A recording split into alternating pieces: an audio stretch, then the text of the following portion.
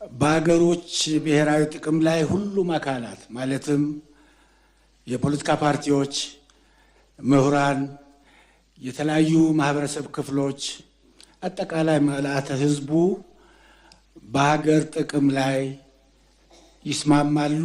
በሀገር ጥቅም ላይ በብሔራዊ ጥቅም ላይ አይደራደሩም።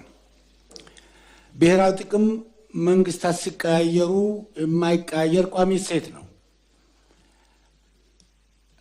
ባለመታደል ሆኖ በሀገራችን ብሔራዊ ጥቅምን ከቡድንና ከስልጣን ጋር በማያያዝ ለሀገር ህልውና አደጋ የመፍጠር ሁኔታዎች ይታያሉ። በዚህም ሁኔታ በብሔራዊ ጥቅም የሚደራደሩ ቡድኖችና ግለሰቦችን በሀገራችን የማየት አሳፋሪና አሳዛኝ ሁኔታ ይስተዋላል። ክቡር ጠቅላይ ሚኒስትር፣ ይህን አደገኛ ሁኔታ ከመሰረቱ ለመቀየርና የብሔራዊ ጥቅም ጉዳዮቻችንን ለይተን በአንድነት እንድንቆም ለማድረግ በመንግስት በኩል ምን እየተሰራ ይገኛል?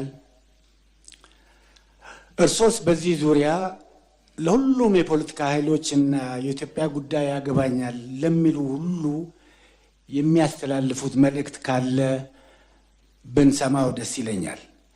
በመጨረሻም ብሔራዊ ጥቅሞቻችንን በፖለቲካ፣ በኢኮኖሚ፣ በማህበራዊና በወታደራዊ ዘርፎች በማሳደግ የሀገራችንን የዲፕሎማሲ ከፍታ በሀገራችን የዲፕሎማሲ ከፍታ እንዲመዘገብ እርስዎ ለሰጡት ብርቱ አመራር ያለኝን ከፍተኛ አድናቆት ገልጻለሁ። በመጪው ምርጫ ይህን እድል ለማስቀጠል እና ሀገራችንን